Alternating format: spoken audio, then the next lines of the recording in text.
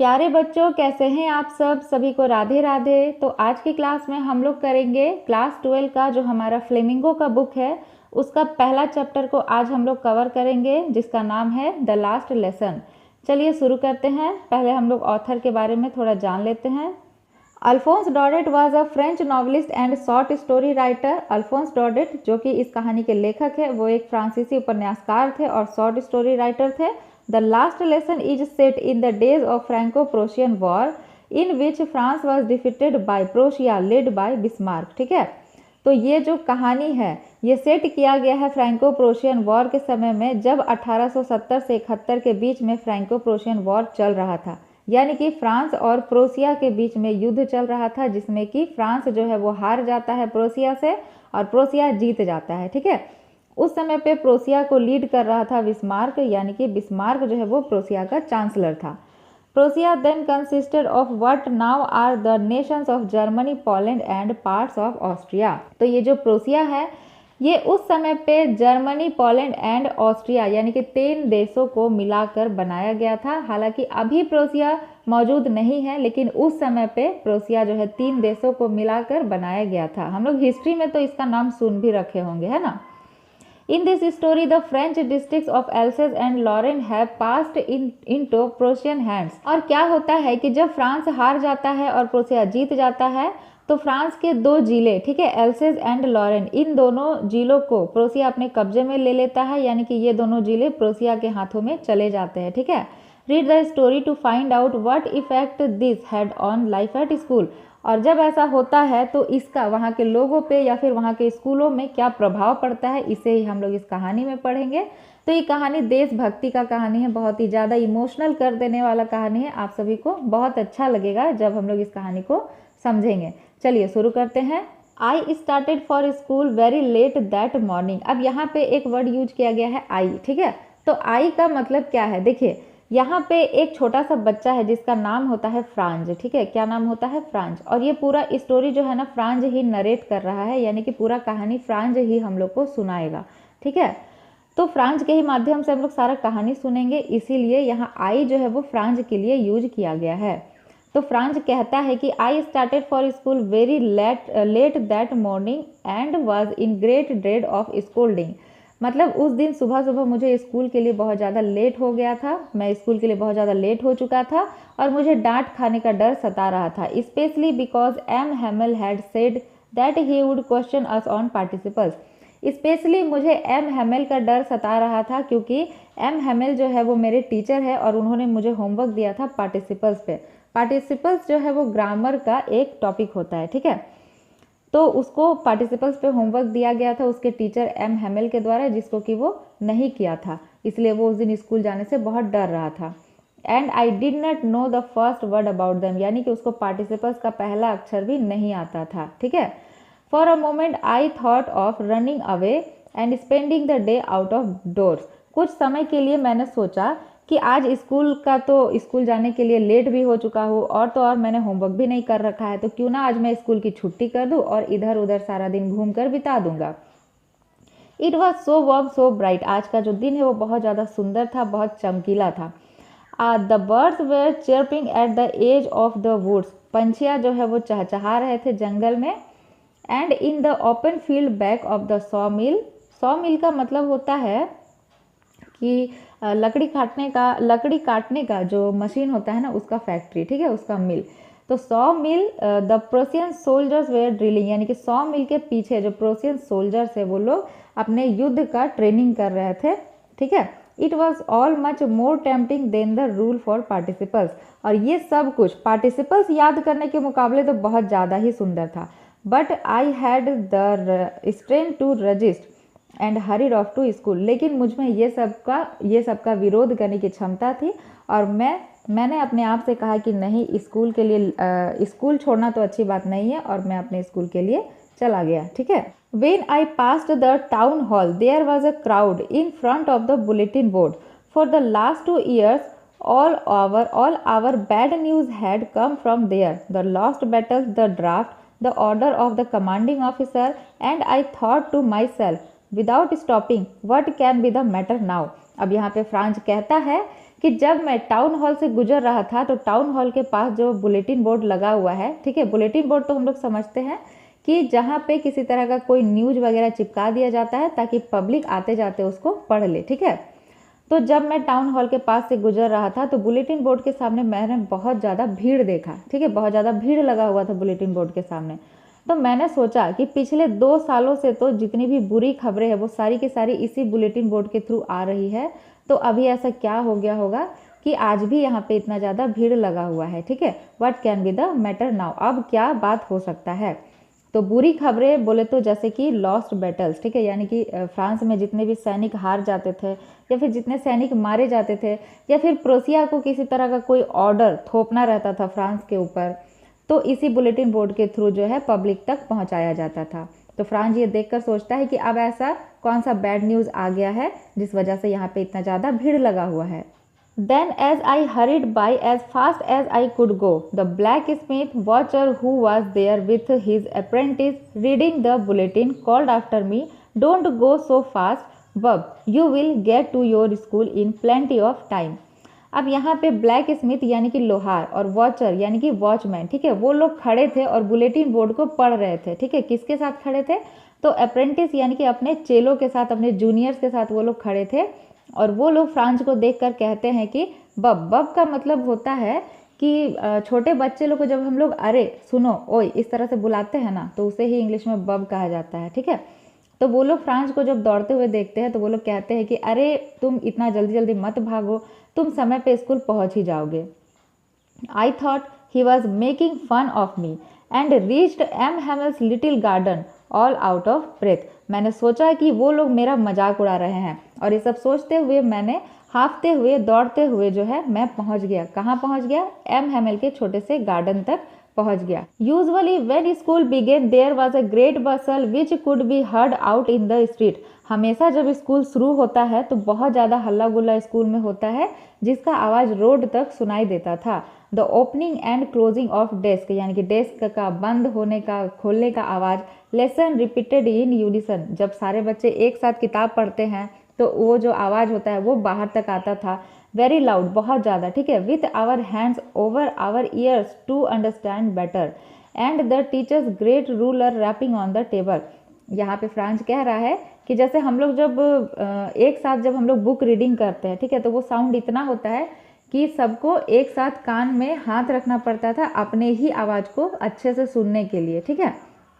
और तो और जो टीचर्स लोग होते थे ना, वो लोग छड़ी जब पटकते थे बेंच में तो उसका भी आवाज़ बाहर तक आता था। But now it was all so still, लेकिन ये सब कुछ आज बहुत शांत था, आज इस तरह का कोई भी आवाज़ नहीं था।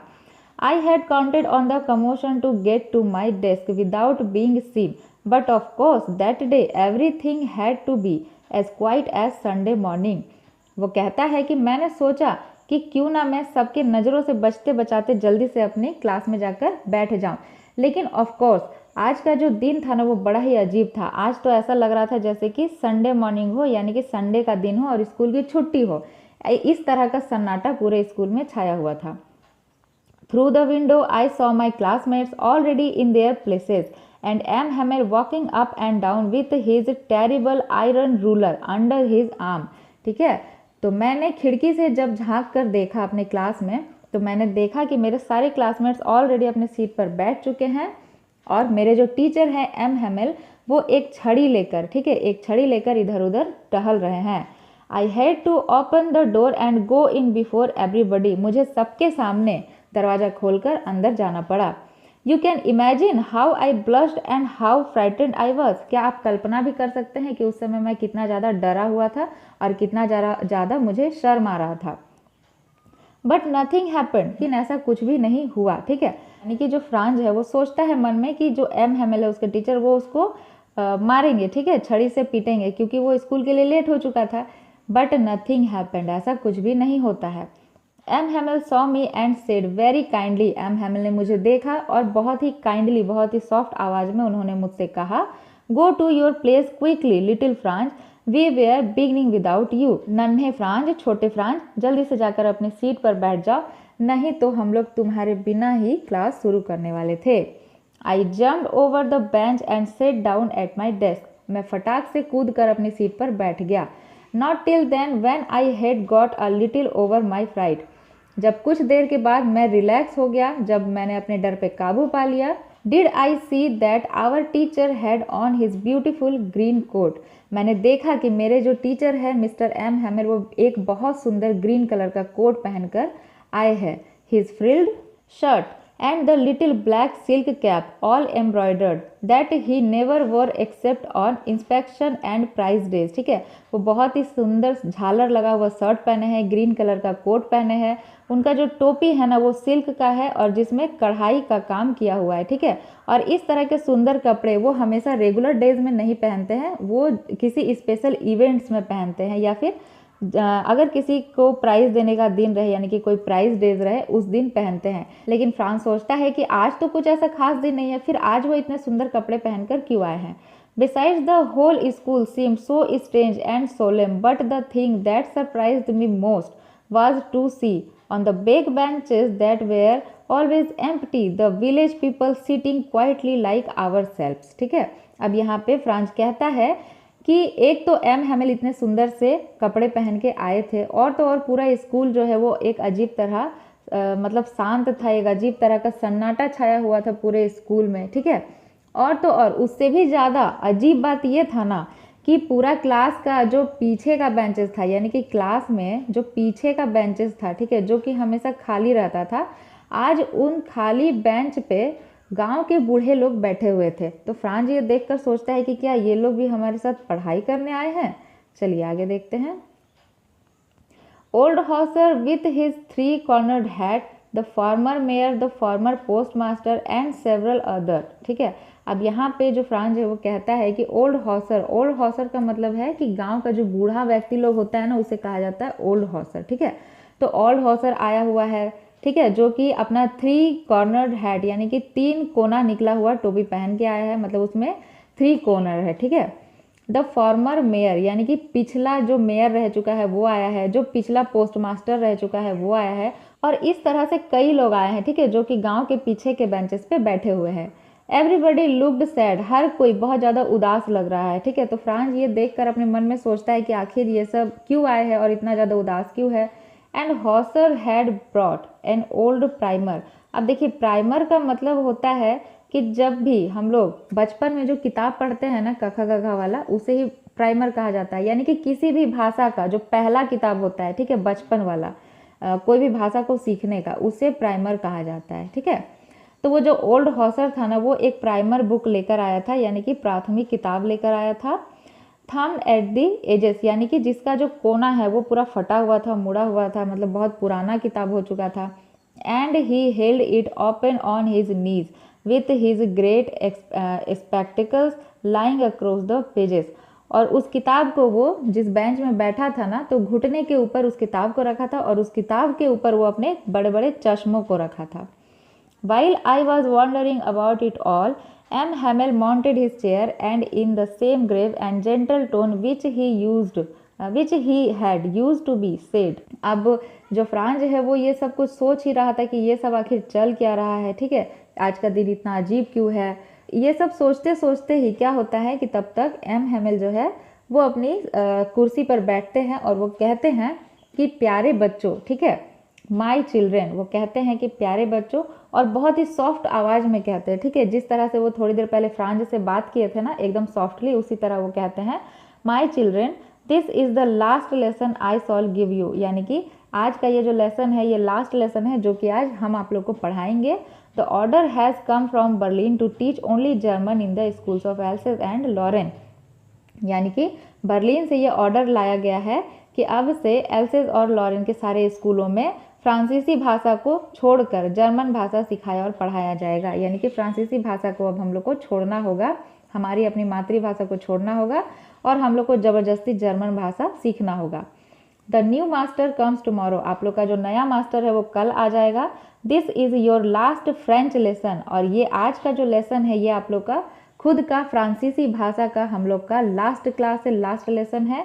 आई want you to be very attentive, और मैं चाहता हूँ कि आप सभी बहुत ही ध्यानपूर्वक आज का जो लेसन है उसको पढ़े और सुने। ठीक है, what a thunderclap these words were to me. और फ्रांस जैसे ही ये सुनता है कि आज का जो लेसन है वो मेरा खुद का अपना भाषा में लास्ट लेसन होने वाला है, वो कहता है कि मुझे ऐसा लगा कि मेरे ऊपर कोई बिजली गिर गई हो। ठीक है, थंडर क्लैप यानी कि बिजली गिर गया हो मेरे ऊपर। Oh the wretches that was what they had put up at the town hall. यानी कि अच्छा तो यही बात था जो आज बुलेटिन बोर्ड में लगा हुआ था टाउन हॉल के पास। My last French lesson why, मेरा लास्ट फ्रेंच क्लास, लेकिन क्यों? I hardly knew how to write, I should never learn any more, I must stop there, then oh how sorry I was for not learning my lessons. ठीक है, अब यहाँ पे France जो है वो अपने आप से कहता है कि आखिर क्यों, ऐसा क्यों हुआ? अभी तो मैंने अपनी भाषा को ठीक से बोलना लिखना पढ़ना भी नहीं सीखा था और अब मुझे यहीं पे सब कुछ छोड़ना होगा, मेरे खुद के भाषा को ही मुझे छोड़ना होगा, आखिर ऐसा क्यों? काश मैं पहले अपनी किताबों को, अपने लेसन्स को, अपनी भाषा को सीख पाता। काश मैं पहले समय पर पढ़ाई कर रहा होता तो आज मैं अपनी भाषा को जान रहा होता। ठीक है, फॉर सीकिंग बर्ड्स एग्स, उस समय पे मैं जो है क्या करता था, मैं पंछियों के अंडे ढूंढने चला जाया करता था, या फिर सार नदी के किनारे, और गोइंग स्लाइडिंग ऑन द सार, सार नदी के किनारे जो है स्लाइडिंग करते रहता था। सार जो है वो फ्रांस का एक नदी है। ठीक है, my books that had seemed such a nuisance a while ago, so heavy to carry। मतलब फ्रांस कह रहा है कि मेरे जो बुक्स थे वो कुछ समय पहले जो है मुझे बहुत ज़्यादा बकवास लगते थे, मतलब मुझे पढ़ाई लिखाई में बिल्कुल भी मन नहीं लगता था, मुझे ये सब एक बोझ के जैसा लगता था। ठीक है, my grammar and my history of the saints. अब यहाँ पे फ्रांस कह रहा है मेरा जो ग्रामर का बुक था, मेरा जो हिस्ट्री का बुक था, वो सब मुझे बहुत बकवास लगता था। Were old friends now that I could not give up and M Hamel too. अब यहाँ पे फ्रांस कह रहा है कि मेरा जितना भी बुक था, मेरा जो मतलब कॉपी किताब सब था मेरा खुद का फ्रांसीसी भाषा का, ठीक है, अब ये सब मुझे छोड़ना होगा, लेकिन क्यों? पहले तो मुझे ये सब बहुत बकवास लगता था पढ़ाई करना, लेकिन अब मुझे ऐसा लग रहा था कि ये सब मेरे पुराने दोस्त हैं और अपने पुराने दोस्तों को कभी कोई छोड़ सकता है क्या? और स्पेशली मुझे एम हैमेल मेरे सर के लिए भी बहुत ज़्यादा बुरा लग रहा था, क्योंकि अब वो यहाँ से जाने वाले थे, अब वो हमें कभी भी नहीं पढ़ा पाएंगे और ना ही हम लोग उनसे पढ़ पाएंगे। ठीक है, the idea that he was going away that I should never see him again, मैं उनको दोबारा कभी भी नहीं देख पाऊंगा। Made me forget all about his ruler and how cranky he was. मतलब कि वो इतना ज़्यादा सैड हो जाता है, वो कहता है कि एम हैमेल अब हम सभी को छोड़कर यहाँ से जाने वाले हैं, वो अब हमेशा के लिए यहाँ से चले जाएंगे, हम लोगों को कभी भी नहीं पढ़ाएंगे। ये सब से मुझे इतना ज़्यादा बुरा लगने लगा कि मैं भूल गया कि एम हैमेल जो है वो कितने ज़्यादा गुस्सैल टीचर थे। ठीक है, मतलब कि जब वो समझ पाता है कि अपना जो लैंग्वेज का जो महत्व है वो क्या होता है, ठीक है, तो फ्रांस को बहुत ज़्यादा अफसोस होने लगता है। Poor man, it was in honour of this last lesson that he had put on his fine Sunday clothes and now I understood. अब फ्रांस समझ पाता है कि अच्छा तो इसीलिए एम हैमेल ने इतने अच्छे कपड़े पहन रखे हैं, क्योंकि वो अपनी भाषा को सम्मान देने के लिए ही इतने अच्छे कपड़े पहने थे आज के दिन, क्योंकि वो जानते थे कि आज के बाद वो अपनी भाषा को कभी भी ना ही किसी को पढ़ा पाएंगे, ना ही किसी को मतलब अपनी भाषा बता पाएंगे। Why the old man of the village were sitting there in the back of the room. ठीक है, it was because they were sorry too that they had not gone to school more. अब यहाँ पे France कह रहा है कि अच्छा तो इसीलिए विलेज के सारे बूढ़े लोग यहाँ पे आए हुए थे, क्योंकि वो लोग को भी अफसोस है कि वो लोग कभी भी स्कूल नहीं जा पाए थे और ना ही अपनी भाषा में पढ़ाई कर पाए थे। It was their way of thanking our master for his 40 years of faithful service and of showing her respect for the country there was theirs no more, that was theirs no more. अब यहाँ पे France कहता है कि अच्छा तो इसीलिए गांव के बूढ़े लोग यहाँ पे आए हैं, क्योंकि वो अपनी भाषा को और स्पेशली एम हैमेल को सम्मान देना चाहते हैं, क्योंकि जो एम हैमेल है वो पूरे 40 सालों से उस स्कूल में पढ़ा रहे थे। ठीक है, और तो और वो अपनी भाषा को सम्मान देने के लिए यहाँ पे सब कोई इकट्ठा हुए थे। ठीक है, उस भाषा को, उस फ्रांसीसी भाषा को जो कि अब उनसे हमेशा के लिए छीन लिया गया था जर्मन्स के द्वारा। While I was thinking of all this, I heard my name called. It was my turn to recite. ठीक है, मैं ये सब के बारे में सोच ही रहा था कि अचानक से मेरा नाम बुलाया गया और अब किताब पढ़ने की बारी जो है वो मेरी थी। What would I not have given to be able to say that dreadful rule for the participle all through?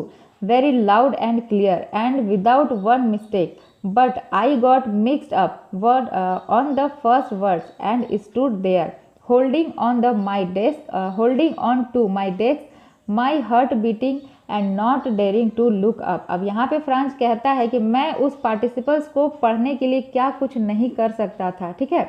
मुझे बहुत ज़्यादा अफसोस हो रहा था कि काश मैं उस पार्टिसिपल्स को पढ़ पाता, अगर मैं समय पर पढ़ाई करता, अगर अपनी भाषा को सीखता तो आज मैं पार्टिसिपल्स को पढ़ पाता। लेकिन मैं खड़ा तो हो गया, लेकिन मैं पार्टिसिपल्स का कुछ भी नहीं पढ़ पाया, उसका फर्स्ट वर्ड तक नहीं पढ़ पाया और मैं मिक्स्ड अप यानी कि कंफ्यूज हो गया, ठीक है। और मुझे बहुत ज़्यादा डर लगने लगा, मेरा जो हार्ट है, मेरा जो दिल है वो तेज़ी से धड़क रहा था, ठीक है। और मुझे बिल्कुल भी हिम्मत नहीं हो रहा था ताकि मैं नज़रें उठाकर एम हैमिल की तरफ देखूं, और मैं बस चुपचाप शर्म के मारे अपनी सीट पर नज़रें झुकाकर खड़ा था। आई हर्ड एम हैमिल से टू मी, मैंने सुना कि एम हैमिल ने मुझसे कहा, आई वॉन्ट स्कोल्ड यू, मैं इसके लिए तुम्हें डांटूंगा नहीं, ठीक है। एम हैमिल फ्रांस से कहते हैं कि मैं इसके लिए तुमको डांटूंगा नहीं। Little France, you must feel bad enough, तुम ऑलरेडी कितना ज़्यादा बुरा फील कर रहे होगे कि तुम अपनी ही भाषा को नहीं पढ़ पा रहे हो। सी हाउ इट इज़, जरा देखो ये कितना ज़्यादा अजीब है, ये कैसा है, ठीक है। Every day we have said to ourselves, वाह I have plenty of time, मतलब हर दिन हम लोग अपने आप से यही कहते हैं कि अरे अभी तो हमारे पास बहुत समय है कुछ भी सीखने का या कुछ भी पढ़ने का। I will learn it tomorrow, मैं इसे कल पढ़ूंगा। हमेशा हम लोग चीज़ों को क्या करते हैं, कल पे टालते रहते हैं। And now you see we have come out, और तुम देखो कि हम लोग आज कहाँ आ गए हैं। That's the great trouble with Alsace, oh इससे बड़ा दुर्भाग्य आखिर क्या हो सकता है एल्सेस के लिए। She puts off learning till tomorrow, और ये सिर्फ तुम्हारी गलती नहीं है, चीज़ों को कल पे टालना सिर्फ तुम्हारी गलती नहीं है बल्कि पूरे एल्सेस की गलती है। मतलब हर लोग यानी कि जितने भी लोग हैं हर कोई यही करता है कि सब कोई चीज़ों को कल पे ही टालते रहता है ना। हम लोग भी अपनी भाषा को सीखने के लिए कल पे टालते गए कि छोड़ो ना कल पढ़ेंगे, परसों पढ़ेंगे, बाद में पढ़ लेंगे, और देखो आज क्या नौबत आ गया है कि आज जो है हमारा भाषा हमसे छीन चुका है, ठीक है। ये जो जर्मन से ये लोग ज़बरदस्ती अब हम लोग को जर्मनी भाषा सिखाएंगे। Now those fellows out there will have the right to say to you, how is it you pretend to be Frenchman and yet you can neither speak nor write your own language. अब यहाँ पे M हैमिल कहते हैं कि जरा सोचो ये जो जर्मन्स लोग हैं, ठीक है, ये जो प्रोशियंस लोग हैं, ये लोग हमारे बारे में क्या सोचेंगे, मतलब कितना बुरा सोचेंगे हमारे बारे में, कितना हंसेंगे हम पर, कितना मजाक उड़ाएंगे हमारे ऊपर कि तुम लोग कैसे अपने आप को फ्रेंच में यानी कि फ्रांसीसी कहते हो, ठीक है, जब तुम लोग खुद का ही अपना लैंग्वेज को ना लिख सकते हो ना पढ़ सकते हो। ऐसा तो तुम लोग बहुत कहते हो कि हम लोग फ्रांसीसी है ना, देशभक्त बने फिरते हो, लेकिन तुम लोग कैसे फ्रांसीसी हो? तुम लोग तो सिर्फ दिखाते हो, सिर्फ प्रिटेंड करते हो कि तुम लोग फ्रांसीसी हो, लेकिन ना तुम लोग को खुद का लैंग्वेज आता है, ना ही तुम लोग को खुद का लैंग्वेज बोलना आता है, ना ही पढ़ना आता है, ना ही लिखना आता है। But you are not the worst poor little Franz, we have all a great deal to reproach ourselves with. अब यहाँ पे जो एम हैमिल वो कहते हैं कि लेकिन इसमें गलती सिर्फ तुम्हारी नहीं है छोटे फ्रांस, इसमें गलती हम सब की है, हम सभी कोई इसके लिए दोषी है, ठीक है। Your parents were not anxious enough to have you learn, ठीक है, तुम्हारे जो पेरेंट्स लोग थे वो लोग भी तुम पे कभी ध्यान नहीं दिए कि हाँ मेरा जो बच्चा लोग है वो लोग को पढ़ाई करने देना चाहिए, ठीक है। They prefer to put you to work on a farm or at the mills, वो लोग क्या करते थे, तुम लोग को खेतों में काम करने भेज देते थे या फिर तुम लोग को मिल्स में काम करने भेज देते थे। So as to have a little more money, ताकि तुम लोग कुछ पैसे कमा लो। And I have been to blame also, और क्या मैं भी दोषी नहीं हूँ, मैं भी दोषी हूँ। I not often sent you to water my flowers instead of learning your lessons, क्या मैं भी इसके लिए दोषी नहीं हूँ? क्या मैंने भी जब पढ़ाई करने का समय होता था तब मैं तुम लोग को पौधों में पानी देने भेज दिया करता था, मैं भी तो इसके लिए मतलब दोषी हूँ, ठीक है। And when I wanted to go fishing did I not just give you a holiday, और क्या जब मैं फिशिंग करने के लिए जाता था तब क्या मैं तुम लोगों को छुट्टी नहीं दे दिया करता था? Then from one thing to another M Hamel went on to talk of the French language, saying that it was the most beautiful, ठीक है। अब एक के बाद एक एम जो है वो बहुत अच्छे से सारी बातों को बताने लगे और वो फ्रेंच लैंग्वेज का यानी कि फ्रांसीसी भाषा का जो है बहुत ज़्यादा तारीफ कर रहे थे। वो बता रहे थे कि ये जो हमारा फ्रेंच लैंग्वेज है ये मोस्ट ब्यूटीफुल लैंग्वेज है, ठीक है, most beautiful language in the world, the clearest, the most logical. अब देखिए किसी भी आदमी को, ठीक है, किसी भी मनुष्य को अपनी मातृभाषा से बहुत प्रेम होता है। जैसे कि हम लोग भारतीय हैं तो हमें हमारी हिंदी, हमारे संस्कृत भाषा से बहुत प्रेम है, ठीक है। तो हम लोग कहीं भी जाएंगे तो हम लोग बोलेंगे कि हमारे भाषा के जैसा सुंदर भाषा पूरी दुनिया में कहीं भी नहीं है। तो ठीक उसी तरह जो एम हैमेल है ना, वो भी अपनी भाषा का बहुत तारीफ करते हैं और वो कहते हैं कि फ्रांसीसी भाषा के जैसा जो भाषा है वो पूरी दुनिया में कहीं नहीं है, ठीक है। फ्रांसीसी भाषा बहुत सुंदर भाषा है। That we must guard it among us and never forget it. हमें हमारी भाषा की हमेशा रक्षा करनी चाहिए और इसे कभी भी भूलना नहीं चाहिए। Because when a people are enslaved as long as they hold fast to their language it is as if they had the key to their prison. अब यहाँ पे आप लोग प्यारे बच्चों, आप लोग अच्छा से समझिए यहाँ क्या कहा जा रहा है। एम हैमेल कहते हैं कि हमें हमेशा अपनी भाषा को बचा कर रखना चाहिए, हमेशा अपनी भाषा की रक्षा करनी चाहिए, हमेशा अपनी भाषा का सम्मान करना चाहिए, ठीक है। क्योंकि जब लोगों को गुलाम बनाया जाता है ना, इंस्लेव यानी कि जब लोगों को गुलाम बनाया जाता है तो हमारी खुद की भाषा ही होती है जिसके वजह से हम लोग उस गुलामी से छुटकारा पा सकते हैं। अब देखिए कैसे, जब हम लोग को हमारा खुद का लैंग्वेज आएगा, है ना, तो अगर हम लोग को बंदी बना लिया जाएगा तो हम लोग हमारी भाषा में बात करके कुछ ना कुछ तरीका खोज सकते हैं उस मतलब गुलामी से आज़ाद होने का।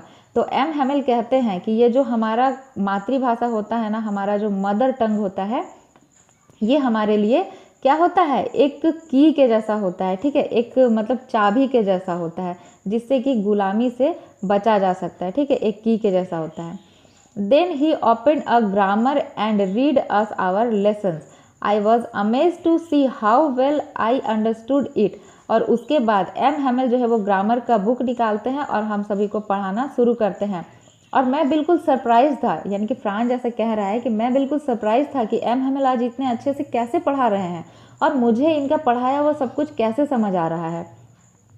All he said seem too easy, sorry so easy, मतलब आज वो जो कुछ भी पढ़ा रहे थे ना मुझे बहुत अच्छे से समझ आ रहा था।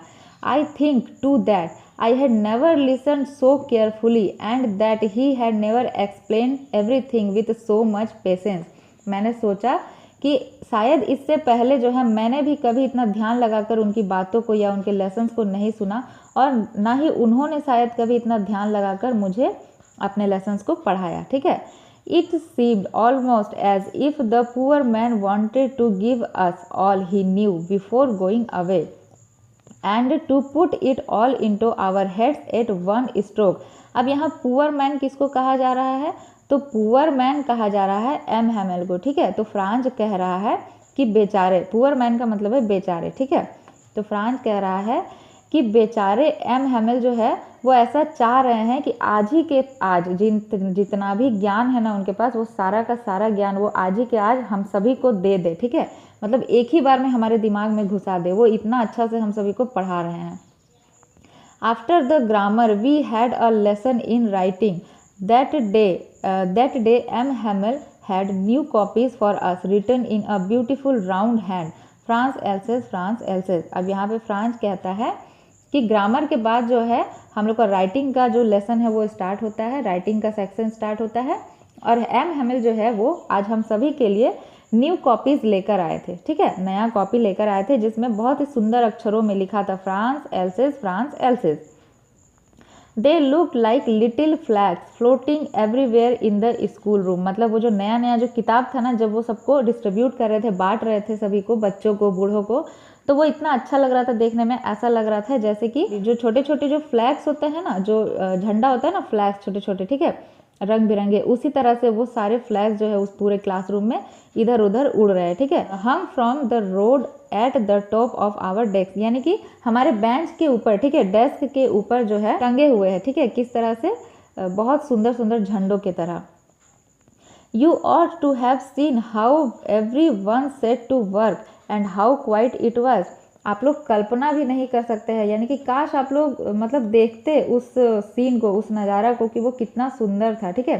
हर कोई जो है अपने काम में लगा हुआ था, हर कोई बिल्कुल शांत बैठा था, ठीक है, और हर कोई बस किताब पढ़ रहा था, किताब में लिख रहा था। The only sound was the scratching of the pens over the paper. मतलब पूरा क्लास जो है बिल्कुल उदास था, बिल्कुल शांत था, बहुत ज़्यादा दुखी था, और पूरा क्लास में सिर्फ पेन और पेपर का ही आवाज़ आ रहा था। यानी कि जब हम लोग पेपर में, ठीक है, पेन से जब लिखते हैं तो स्क्रैचिंग का जो आवाज़ आता है ना, बस वही आवाज़ आ रहा था, ठीक है। Once some beetles flew in, but nobody paid any attention to them, not even the littlest one, ठीक है, who worked right on tracing their fish hooks। अब यहाँ पे ध्यान से समझिए, फ्रांस कह रहा है कि पूरा क्लास जो है वो इतना ज़्यादा शांत होकर अपने काम में फोकस करके, ठीक है, यानी कि अपने कॉपी में, किताब में जो है लिख रहा था, ठीक है, क्योंकि वो लोग जानते थे ना कि वो लोग का खुद का फ्रांसीसी भाषा के ये लास्ट लेसन होने वाला है। तो वो लोग इतना ज़्यादा मतलब अटेंशन के साथ जो है पढ़ाई कर रहे थे और लिख रहे थे कि वहाँ पे सिर्फ पेन और पेपर का ही आवाज़ आ रहा था और एक्स्ट्रा कोई भी आवाज़ नहीं।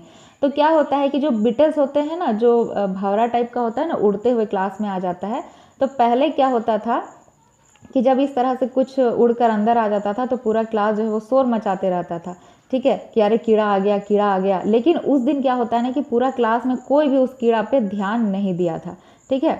Nobody paid any attention to them, not even the littlest one। अब यहाँ littlest one यानी कि सबसे छोटा किसको कहा गया है, तो ये कहा गया है कबूतर लोग को, ठीक है। आगे कबूतर लोग का भी यहाँ पे बात आएगा, देखिए, ठीक है, आगे के सेंटेंसेस में। तो यहाँ पे कहा गया है who worked right on tracing their fish hooks। अब देखिए यहाँ कहा जा रहा है ना कि कबूतर लोग का जो पैर होता है, तो उनका पैर का जो नाखून होता है वो इस तरह से मुड़ा हुआ रहता है ना, ठीक है, और जो फिश हुक यानी कि मछली पकड़ने का जो कांटा होता है ना, वो भी ऐसे ही मुड़ा हुआ रहता है। तो कबूतर लोग का पैर का जो नाखून है, ठीक है, उसको फिश हुक से कंपेयर करके यहाँ बताया गया है। तो यहाँ फ्रांस कह रहा है कि कबूतर लोग जब अपने फिश हुक यानी कि अपने नाखून से इस तरह से स्क्रैच कर रहे थे ना, कि लग रहा था कि वो लोग फ्रेंच ही लिख रहे हैं, ठीक है, as if that was French too. मतलब हमारे साथ साथ जो छत में बैठे कबूतर लोग हैं वो लोग भी फ्रेंच को लिख रहे हैं, ठीक है, अपने नाखून से स्क्रैच करके। On the roof the pigeons cooed very low. और वो लोग बहुत धीरे धीरे जो है क्या कर रहे थे, कू कू कर रहे थे, यानी कि अपनी आवाज़ में बात कर रहे थे, चहचहा रहे थे। And I thought to myself, और मैंने अपने आप से पूछा, अपने आप से सोचा, ठीक है, will they make them sing in German even the pigeons.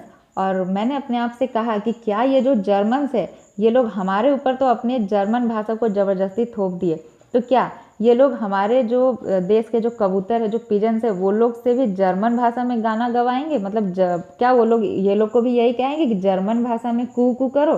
तो हम लोग जानते हैं कि ऐसा तो पॉसिबल है नहीं, ठीक है। तो देखिए यहाँ पे कहा जा रहा है कि जिस देश का जो भी प्राणी होता है ना, वो उसी देश का भाषा को समझता है। जैसे कि हमारे देश में जो जानवर लोग या जो भी प्राणी है ना, वो लोग हमारे ही देश का भाषा समझते हैं। जैसे कि हम लोग जब हमारे पालतू जानवरों को जब हम लोग रखते हैं तो वो लोग से हिंदी में बात करते हैं, तो वो लोग हमारी ही भाषा समझेंगे। अगर उस लैंग्वेज में कोई इंग्लिश में बात करेगा तो वो लोग नहीं समझेंगे। लेकिन विदेश का जो जानवर लोग है वो लोग विदेशी भाषा समझते हैं, है ना। तो उसी तरह से फ्रांस यहाँ पे एक तंज कस रहा है इन जर्मन्स के ऊपर कि क्या ये जर्मन्स लोग जो है इन कबूतरों को भी यही कहेंगे कि जर्मन भाषा में गाना गाओ, ठीक है। Whenever I looked up from my writing, I saw M. Hamel। अब फ्रांस कहता है कि मैं लिखते लिखते जब मैंने M. Hamel की तरफ देखा, यानी कि अपने टीचर M. Hamel की तरफ देखा, sitting motionless in his chair, वो बिल्कुल मोशनलेस मतलब बिल्कुल शांत होकर अपनी कुर्सी पर बैठे हैं। And gazing first at one thing, और वो हर चीज़ को मतलब घूरे जा रहे हैं, ठीक है, क्लास में हर एक चीज़ को बस घूरे जा रहे हैं। Then at another, as if he wanted to fix in his mind just how everything looked in that little school room. यानी कि ऐसा वो हर एक चीज़ को देख रहे हैं ना, मतलब इतना दुखी भरे नज़रों से, ठीक है, ताकि ऐसा लग रहा है जैसे कि वो हर एक चीज़ को अपने माइंड में फिक्स कर लेना चाहते हो, क्योंकि वो जानते थे कि आज उनका लास्ट डे है इस क्लास में, ठीक है। Fancy for 40 years he had been there in the same place, ठीक है। और आखिर वो इस तरह करते भी क्यों ना, वो जानते थे कि उनका आज का जो डे है वो लास्ट डे है, ठीक है, और वो पूरे 40 सालों से उस स्कूल में पढ़ा रहे थे। with his garden outside the window and his class in front of him। Just like that, यानी कि उनका जो गार्डन है वो अभी भी वैसा ही था जैसा वो पहले उसको सजा के रखते थे, वही क्लासरूम है, वही जो स्कूल है, ठीक है, सब कुछ वही है। Only the desk and benches had been worn smooth, बस चेंजेस यही हुआ है कि जो डेस्क या जो बेंचेज होते थे, है ना, वो क्या हुआ है, थोड़ा सा मतलब पुराना हो गया है, थोड़ा सा चिकना टाइप हो गया है। The walnut trees in the garden were taller, और जो वॉलनट का जो पेड़ है वो थोड़ा लंबा हो गया है ना, समय के साथ थोड़ा बड़ा हो गया है। And the hop vine that he had planted himself twined about the windows to the roof, और जो हॉप वाइन जो है ना वो एक तरह का प्लांट होता है, ठीक है, जो कि लत में फैलता है, मतलब लता में। तो उसी तरह से जो फ्रांज है वो बता रहा है कि और जो हॉप वाइन है ना, हॉप वाइन जो है वो एक तरह का पौधा होता है जो कि बड़ा होते होते जो है वो कहाँ तक पहुँच गया है, खिड़की से लेकर वो छत तक पहुँच गया है, ठीक है, मतलब उसका जो लत है वो छत तक चला गया है। How it must have broken his heart to leave it all, poor man, इतना ज़्यादा उनको दुख होगा, उनका जो दिल है वो पूरी तरह से टूट जाएगा जब वो ये सब को छोड़ कर जाएंगे, ठीक है। To hear his sister moving about in the room above packing their trunks, ठीक है। तो क्या होता है ना कि जब पूरा क्लास शांत था तो एम हेमल की जो सिस्टर है, ठीक है, वो और उनकी जो सिस्टर है वो लोग स्कूल के ऊपर वाले रूम में रहते थे। तो उनकी सिस्टर जो है वो पैकिंग कर रही थी सारे सामानों का, ठीक है, ट्रंक्स में डाल रही थी, पैकिंग कर रही थी। तो उसका जो आवाज़ है ना वो नीचे क्लासरूम तक आ रहा था। For they must leave the country next day, तो उसका जो आवाज़ था ना पैकिंग वगैरह करने का, वो साउंड भी इतना ज़्यादा मतलब डिस्टर्बिंग था कि अब हम लोग को यहाँ से हमेशा के लिए इस देश को छोड़कर जाना पड़ेगा, ठीक है। ये सब कुछ बहुत ज़्यादा दुखी कर देने वाला था। But he had the courage to hear every lesson to the very last, लेकिन इन सब के बाद भी जो हमारे टीचर हैं एम हेमल, उन्होंने करेज दिखाया, यानी कि वो हिम्मत दिखाए हर लेसन को बड़े ही पेशेंस के साथ एकदम लास्ट तक सुनने का। After the writing we had a lesson in history, मतलब राइटिंग के बाद जो है हिस्ट्री का लेसन शुरू हुआ। And then the babies chanted their ba be bi bo bu down there at the back of the room. अब यहाँ पे ये जो है ना बा बी बो बू ये सब कुछ होगा वो लोग का लैंग्वेज में, तो जो छोटे बच्चे हैं वो लोग ये सब को जो है प्रोनाउंस किए। उसके बाद old Hauser had put on his spectacles holding his primer in both hands, और जो ओल्ड हॉसर था वो जो प्राइमर बुक लेके आया था ना, मतलब फ्रांसीसी लैंग्वेज में जो बुक लेकर आया था वो अपने दोनों हाथों से पकड़ता है, अपने चश्मे को पहनता है, और holding his primer in both hands, जो ओल्ड हॉसर था वो अपने दोनों हाथों से प्राइमर बुक को पकड़ता है। Spelled the letters with them, you could see that he too was crying, ठीक है, और वो रोते रोते उस किताब को पढ़ रहा था, ठीक है। His voice trembled with emotion and it was so funny to hear him that we all wanted to laugh and cry, यानी कि उस पूरे क्लास में, ठीक है, हर कोई जो बुक रीडिंग कर रहा था ना वो सभी कोई रो रहा था और रोते रोते बुक को पढ़ रहा था। तो हम लोग समझ सकते हैं कि वो कैसा मतलब सीन होगा, किस तरह का मोमेंट होगा, कितना मतलब दुखी मोमेंट होगा जब हर कोई रोते रोते अपनी भाषा को पढ़ रहा था, क्योंकि वो लोग जानते हैं कि आज के बाद वो लोग कभी भी अपनी भाषा को कभी नहीं पढ़ पाएंगे। तो फ्रांस कहता है कि ये थोड़ा फ़नी भी लग रहा था और बहुत ज़्यादा इमोशनल था। फ़नी इसलिए लग रहा था क्योंकि रोते रोते जो है वो लोग जब पढ़ाई कर रहे थे तो वो एक अजीब साउंड आ रहा था, है ना, रोते हुए, और लेकिन ये साथ ही बहुत ज़्यादा इमोशनल कर देने वाला मोमेंट था हम सभी के लिए। हम सभी लोग रोते हुए ही मतलब अपने लेसन्स को पढ़ रहे थे। How well I remember it that last lesson, oh मैं कैसे भूल सकता हूँ अपने उस लास्ट लेसन को, अपने उस अंतिम अध्याय को, ठीक है, ऐसा फ्रांज जो है वो कहता है। प्यारे बच्चों, इस कहानी को पढ़ते पढ़ते लास्ट में तो मेरे भी आंखों में आंसू आ गए हैं। जरा सोचिए, हमारे जो पूर्वज थे जब उन लोगों पे ज़बरदस्ती मुगलों ने, अंग्रेज़ों ने अपनी भाषा को थोप दिया होगा तो क्या गुजरा होगा उन पे, कितना कुछ करके गए हमारे पूर्वज हमारे लिए, है ना, ताकि उनकी आने वाली जो पीढ़ी है, जो हम लोग हैं, हम लोग अच्छे से रह सके, है ना, उन्होंने अपना बलिदान दे दिया। इसीलिए प्यारे बच्चों, बार बार आप लोग से कहते हैं कि अपनी भाषा को सीखिए, हिंदी बोलना सीखिए, संस्कृत बोलना सीखिए। अंग्रेजी और उर्दू ये सब हमारे लैंग्वेज नहीं है ना, ये सब तो ज़बरदस्ती हम पे थोपा गया था, है ना, हमें गुलाम जब बनाया गया था उस समय। हाँ, ये बात सही है कि हम लोग एक ही दिन में सब कुछ ऐसे नहीं सीख पाएंगे, क्योंकि बहुत पीढ़ियों से ये सब हमारे ब्रेन में डाला गया है। लेकिन एक दिन जरूर होगा, इसीलिए प्रयास करते रहिए। ठीक है, चलिए हम लोग आते हैं स्टोरी पे। All at once the church clock struck 12। और तभी क्या होता है, ये सभी इमोशनल मोमेंट्स के बीच में चर्च में जो है 12 बज जाते हैं। ठीक है, यानी कि क्लास के ख़त्म होने का समय हो जाता है। Then the angels at the same moment the trumpets of the Prussians returning from drill sounded under our windows. अब इसी समय पे क्या होता है कि एंजल्स जो है ना, ये ईसाई लोग का मतलब किसी तरह का कोई प्रे वगैरह होता होगा जो चर्च में होता है। ठीक है, तो उसी समय पे एंजल्स जो है वो शुरू हो जाता है, मतलब वो लोग का चर्च में प्रे शुरू हो जाता है। और इसी समय पे क्या होता है कि जो प्रोशियन सैनिक लोग जो थे वो लोग भी वापस आ रहे थे, मतलब उनका जो ड्रिलिंग का जो समय था वो कंप्लीट हो चुका था, ख़त्म हो चुका था, और वो लोग भी वापस आ रहे थे। ठीक है, रिटर्न आ रहे थे। एम हैमेल स्टूड अप, जो एम हैमेल है वो खड़े होते हैं।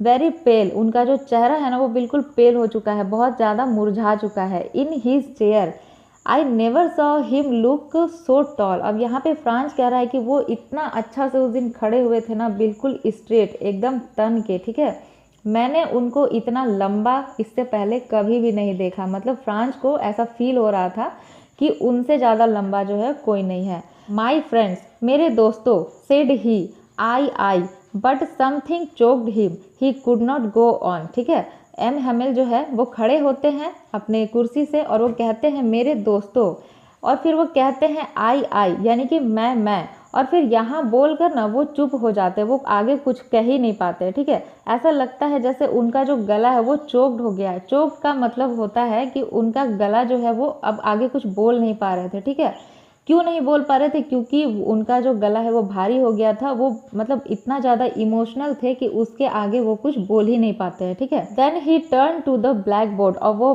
ब्लैक बोर्ड की तरफ मुड़ते हैं। Took a piece of chalk, ठीक है, चौक का एक टुकड़ा उठाते हैं। And bearing on with all his might he wrote as large as he could, और वो बहुत बड़े बड़े अक्षरों में, मतलब जितना बड़ा वो लिख सकते थे, ठीक है, उतना बड़ा बड़ा अक्षर में वो लिखते हैं। क्या लिखते हैं, वीवे ला फ्रांस, यानी कि फ्रांस हमेशा अमर रहे, फ्रांस हमेशा जिंदाबाद रहे। Then he stopped and lean his head against the wall and without a word, ठीक है, he made a gesture to us with his hand, school is dismiss, you may go. और यहाँ पे जो एम हैमेल है वो क्या करते हैं कि जब वो बहुत बड़े बड़े अक्षरों में लिखते हैं वीवे ला फ्रांस, यानी कि फ्रांस हमेशा अमर रहे, ठीक है, और ऐसा लिख के वो ब्लैक बोर्ड की तरफ ही अपने सर को झुकाकर, ठीक है, अपने हेड को झुकाकर खड़े हो जाते हैं। और क्योंकि वो बहुत ज़्यादा इमोशनल होते हैं, उनका गला जो है इतना भारी हो जाता है कि वो कुछ भी नहीं बोल पाते हैं। बहुत पेनफुल मोमेंट होता है वो सभी के लिए, उस पूरे क्लास के लिए, ठीक है, उस क्लास में जितने भी बच्चे थे, जितने भी बूढ़े लोग थे, साथ ही जो टीचर थे एम हैमेल, हर कोई उस क्लास में रो रहा था, हर कोई इमोशनल था। और साथ ही एम हैमेल जो है वो ब्लैक बोर्ड की तरफ जो है अपने हेड को झुकाकर खड़े थे। और उसी समय फिर क्योंकि वो कुछ कह नहीं पाते हैं, वो बस इशारा कर देते हैं, इशारे से सभी को कह देते हैं कि आज का जो हमारा अंतिम अध्याय है, हमारा लास्ट फ्रेंच क्लास, वो ख़त्म होता है, वो समाप्त होता है, और अब आप लोग जा सकते हैं। और इसी इमोशनल मोमेंट के साथ ये जो पूरा कहानी है ना, ये ख़त्म हो जाता है। प्यारे बच्चों, आशा करते हैं कि आप सभी को ये स्टोरी बहुत पसंद आया होगा। आप लोगों में से कौन कौन इमोशनल हुआ है, आप लोग कमेंट बॉक्स में ज़रूर बताइएगा। अगर इस कहानी से रिलेटेड किसी तरह का कोई डाउट रहे तो कमेंट बॉक्स में ज़रूर पूछिएगा। जल्दी मिलते हैं नेक्स्ट क्लास में।